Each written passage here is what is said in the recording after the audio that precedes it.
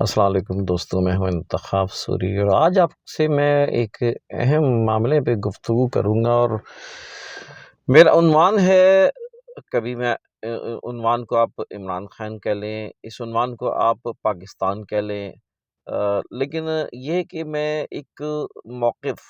اور اس کا دوسرا موقف آپ کے سامنے رکھوں گا جو بہت ہی اہم ہوگا۔ آپ سے گزارش ہے کہ چینل کو سبسکرائب کریں، بیل آئیکن کا بٹن دبا لیں تاکہ میری اپڈیٹس انشاءاللہ کرنٹ ایشوز پہ اور مختلف اچھے ایشوز پہ سنتے رہا کریں گے۔ میں دیکھتا ہوں کہ پاکستان کے لحاظ سے عمران خان کتنے فٹ ہیں اور پاکستان کو کیا عمران خان سے فائدہ ہوگا یا نہیں ہوگا۔ عمران خان کی شخصیت کے حوالے سے میں دو باتیں کروں گا۔ ایک عمران خان کی ظاہر ہے کہ حمایت ہے کہ اور ایک مخالفت تو نہ کہیں دوسری، لیکن عمران خان کے حوالے سے ایک دوسرا ایک نظریہ ہے جو کہ ذہن میں رکھنا چاہیے۔ تو جناب پہلے میں بات کر لیتا ہوں خان صاحب کے حوالے سے، اور عمران خان کے یہ بات ہے کہ بہت سی چیزیں میں کہتا ہوں کہ ایک لیڈرشپ کے حیثیت سے اور خوبیوں کے حساب سے اگر دیکھا جائے تو بعض ایسی چیزیں جو کہ ہمیں ماننا چاہیے۔ مثال کے طور پہ کرپشن کے حوالے سے جو انہوں نے بلند کی آواز، ویسے تو جماعت اسلامی نے سب سے پہلے اس کا کیس سبمٹ کیا سپریم کورٹ میں اور نعرہ بھی لگایا جماعت نے، لیکن یہ ہے کہ عمران خان صاحب نے اس کے چیمپئن بنے اور کئی ایسی چیزوں میں جیسے مطلب امریکہ کے خلاف جو نفرت کو انہوں نے سمیٹا ہے، ظاہر ہے کہ وہ پہلے بھی دوسری جماعتیں جماعت اسلامی سمیت اس کو اٹھاتی رہی، لیکن اس طرح وہ اس کو ایڈریس نہیں کر پائیں یا اس کی پذیرائی حاصل نہیں کر سکی جس طرح عمران خان نے حاصل کیا۔ لہٰذا عمران خان کی اگر دیکھا جائے تو کرپشن کے خلاف ایک بھرپور مہم رہی ہے اور آج تک یہ ہے۔ چوروں کو انہوں نے اور جو ملک کو جنہوں نے لوٹا ہے بلا شبہ بہت اچھا ان کو نہ صرف مقابلہ کیا بلکہ یہ کہ آج تک کہ وہ اس کے مقابل کھڑے ہوئے ہیں اور اس کو آشکار بھی کر رہے ہیں۔ اسلام فوبیا کے حوالے سے جو پوری دنیا میں ایڈریس کیا، مقابلہ کیا، فبیہا، یہ بھی اچھی بات ہے۔ مثبت خیالات، پاکستانی پرو اسلامک سوچ رکھنا، اس طرح کی بہت سی چیزیں جو کہ اچھی لگتی ہیں ذاتی طور پر مجھے بھی، باوجود کہ بہت سی اس میں ایسی بھی باتیں آئی ہیں جس کا ٹائم نہیں ہے، لیکن میں سمجھتا ہوں کہ اس میں عمران خان سے اختلاف کیا جا سکتا ہے اور خاص طور پہ پاکستان کو چلانے کے معاملے میں سکسیسفل نہیں رہے۔ مہنگائی جو ایک طوفان برپا ہوا ہے اور جو کچھ ہوا ہے، طرز حکومت پہ اختلافات ہے، مجھے بھی اختلاف ہے، اور طرز حکومت میں کامیابی وہ نہیں حاصل ہو سکی اور ملک کو اس سے بڑا نقصان ہوا ان کے غلط فیصلوں سے، ان کی یعنی یہ کہ نادانی سے کہہ لیں، ان کا نا تجربہ کاری سے کہہ لیں، وہ نا تجربہ کاری سے وہ نقصان ہوا جو کہ لوگوں جنہوں نے چوروں نے لوٹا شاید اتنا نقصان نہ ہوا،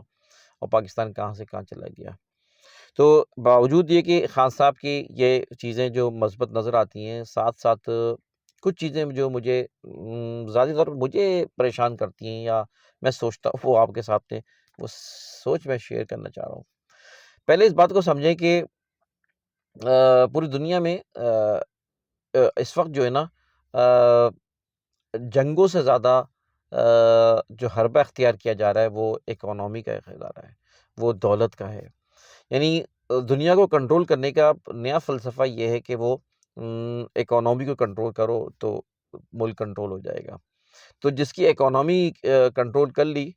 تو پھر وہ ملک بھی، تو لہٰذا اس وقت مالیاتی ادارے، بڑے بڑے ادارے جو دیکھیں اس وقت دولت مندوں کا کھیل ہے، کچھ عرصے سے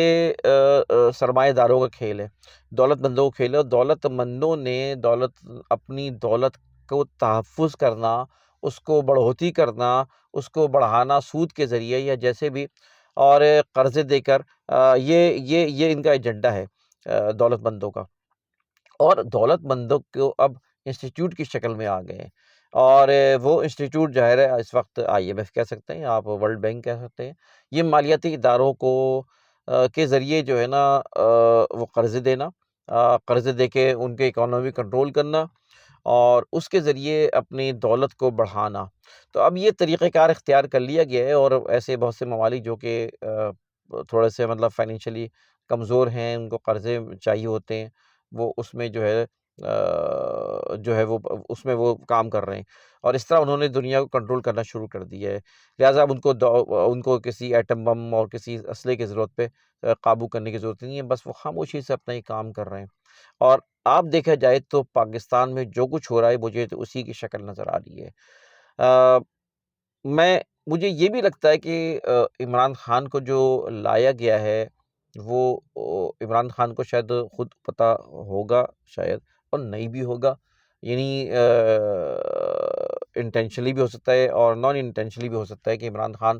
کو پاکستان میں لایا اسی لیے گیا۔ آپ دیکھیں کہ جب سے عمران خان کو پاکستان میں حکومت میں لایا گیا ہے، جو پاکستانی قوم اور سیاسی جماعتیں جس کو بہت خلاف کرتی تھی، قرض لینا پاکستان، اور خود عمران خان نے بڑے نعرے لگائے تھے، تو قرضے جتنی زیادہ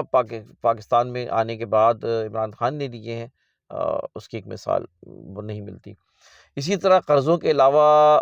وہ تمام پالیسیز جو کہ آئی ایم ایف سے قربت کی ہے، یا آئی ایم ایف کو قریب لانے کی ہے، یا آئی ایم ایف کو اپنے ادارے اپنے حوالے کرنے کی ہے، وہ عمران خان کے ہی دور میں نظر آتی ہے ہمیں۔ عمران خان کے ہی دور میں آئی ایم ایف کتنی خوبصورتی سے، کتنے اطمینان سے، جو پہلے اس کا تصور نہیں کیا جا سکتا اس سے پہلے، عمران خان کے دور میں یہ آئی ایم ایف اپنی جو ہے نا پیندرے اپنی پینیٹریشن سے بڑھاتا چلا گیا، اور یہاں تک یہ پہنچ گیا کہ ان کا باقاعدہ نمائندہ اب یہاں پہ گورنر رہا اسٹیٹ بینک کا، اور یہاں تک ہوا کہ اسٹیٹ بینک اب ہماری دسترس سے بھی عمران خان کے دور میں گیا، اور جو پہلے ادارے تھے قومی صوبائی ادارے، یا کیا بولتے ہیں کم از کم سینٹ، وہ آخر میں میں کسے کہتا ہوں کہ تابوت میں آخری کیلی ٹھوکی گئی کہ وہ بھی اس کے دسترس سے باہر آ گیا اور وہ آزاد ہو گیا۔ اب آئی ایم ایف آزاد ہے پالیسی بنانے میں، پاکستان کو کنٹرول کرنے میں، اب وہ آزاد ہے۔ جو نقصان اس کا ہو رہا ہے اس کا اندازہ نہیں ہے۔ پسے گا غریب آدمی، عام آدمی پسے گا، امیروں کو کچھ نہیں ہوگا، دولت مندوں کو کچھ نہیں ہوگا۔ دولت مندیں پوری دنیا میں ان کا کھیل ہے، پوری دنیا میں دولت مند جو ہے وہ رول کرنا چاہتے ہیں، اور ان کا کوئی مسئلہ نہیں ہے۔ پاکستان کی بھی دولت قدوں کا، دولت مندوں کا اور امیروں کا تو مسئلہ نہیں ہے، لیکن ہم آپ جیسے غریب اور عام آدمی اور غریب طبقہ جو ہے نا، وہ ایک انتہائی تکلیف کی زندگی گزار رہا ہے۔ تو اسی دور میں آپ دیکھیں کہ آئی ایم ایف اور ان کا ایجنڈا یہ ہے کہ قیمتیں پھر بڑھانا، ظاہر ہے کہ قیمتیں جس طرح تیزی سے بڑھی ہیں اور بڑھ رہی ہیں ابھی بھی، ظاہر ہے نئی حکومت کے آنے کا کوئی فرق نہیں، بات یہ ہے کہ جو کچھ پچھلے دور میں ہوا وہ چیزیں چل رہی ہیں تسلسل اس کا۔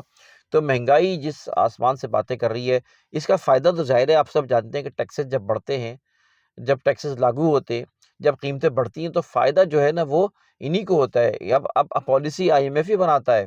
اب بڑے مالیاتی ادارے پالیسی بناتے ہیں، لہٰذا یہ سارا کھیل جو چل رہا ہے نا، اس کے پیچھے لگتا ہے کہ یہ عمران خان کو مہرے کے طور پہ استعمال کیا، دانستہ یا نادانستہ،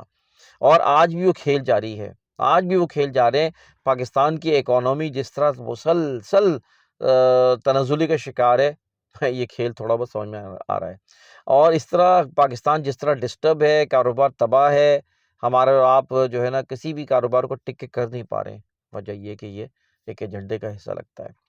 لگتا محسوس یہ ہوتا ہے کہ ایجنڈے کا حصہ ہے پاکستان کو پنپنے نہ دو، تاکہ قرضوں کا سلسلہ جاری رہے، مالیاتی اداروں کے پنجے گاڑنے کا سلسلہ جاری رہے، پاکستان کو ڈسٹرب رکھو، پولیٹیکلی ڈسٹرب رکھو، اور سسٹم کو ڈسٹرب رکھو۔ پاکستان ڈسٹرب رہے گا تو نہ صرف مالیاتی ادارے بلکہ جو مفاد پاکستان کے خلاف رکھتے ہیں، یعنی پاکستان کے جو خلاف بڑے بڑے ممالک ہیں، جس میں سر فہرست امریکہ ہے، اور امریکہ کے علاوہ اور بہت سی ایسی بڑے ممالک ہیں، یورپین ممالک ہیں، جو کہ رول کرنا چاہتے ہیں، رول کر رہے ہیں، اور وہ ان کے لیے سب سے اچھا یہ ہے کہ اس طرح وہ ملک کو کنٹرول رکھا جائے۔ تو لہٰذا اس وقت صورتحال یہ ہے کہ اس وقت یہ چیزیں ساری محسوس ہی ہوتی ہیں کہ ایک ایجنڈے کا حصہ ہے، اور باقاعدہ اس ایجنڈے کے تحت پاکستان کو ڈسٹرب رکھنا، یہاں سے اکانومی کو جو ہے نا وہ خراب رکھنا۔ اچھا، اب آپ ایک اور بات سمجھیں، ایک میں بات بتاؤں کہ فری میسنز آپ سنتے ہوں گے، دنیا میں ایک عرصے سے کام ہو رہا ہے اس کے اوپر، اور یہ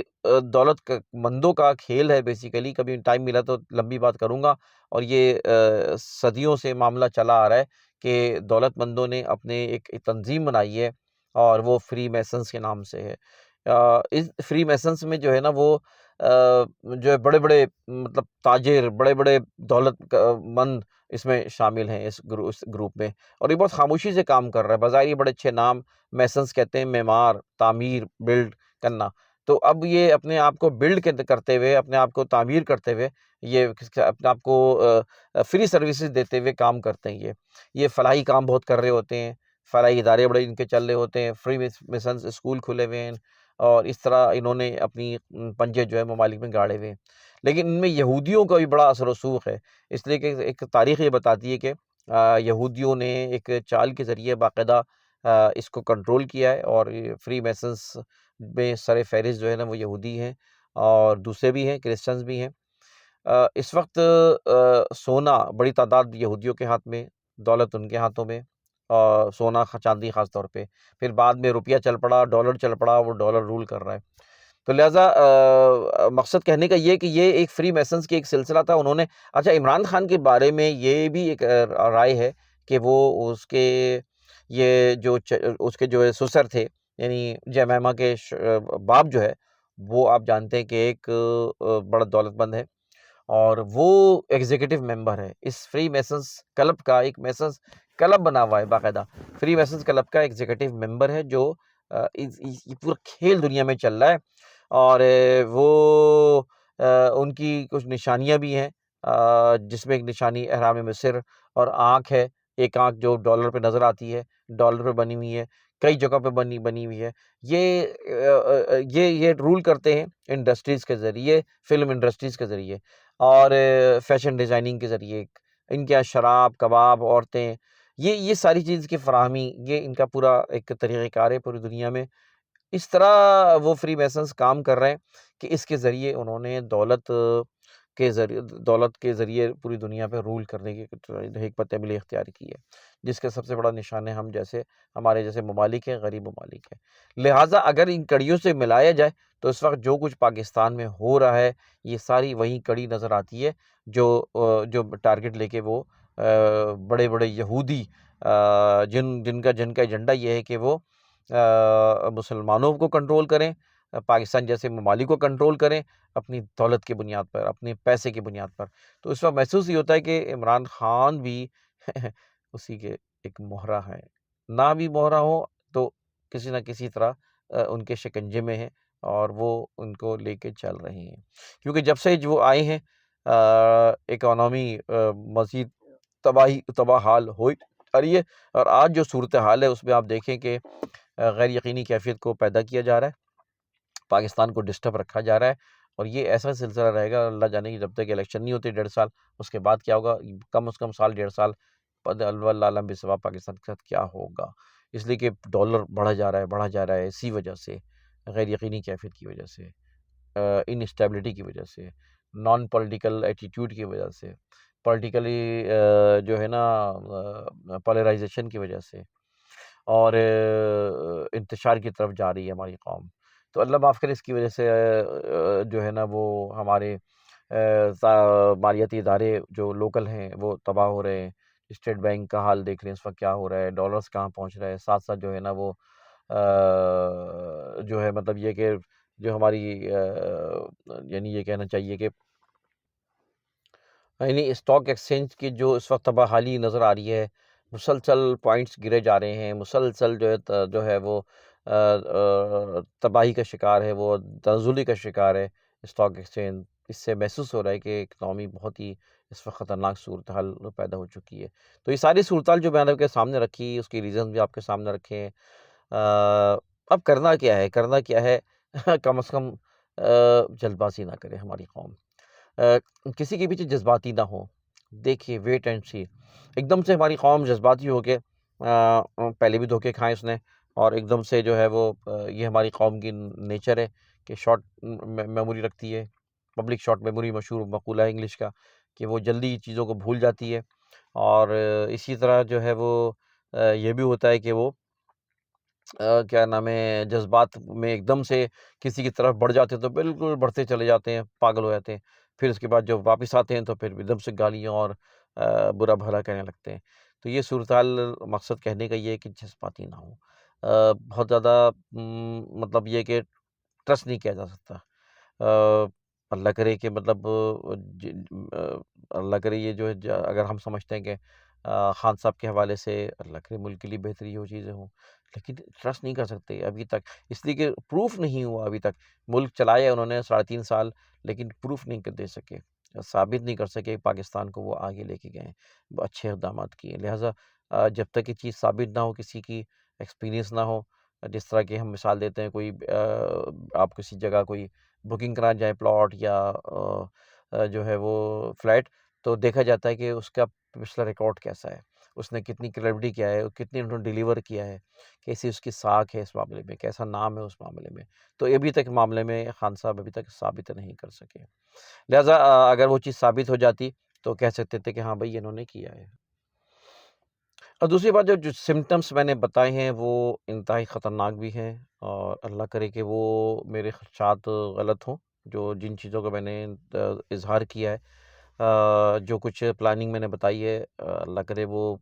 غلط ہو، میری وہ چیز ثابت نہ ہو اور بہتر نہ ہو، لیکن پھر بھی میں نے خدشات کا اظہار کر دیا۔ لہٰذا سنبھل کے، دیکھ کے، پھونک کے چلیں۔ انتخاب سوری کو اجازت دیجیے۔ اللہ حافظ۔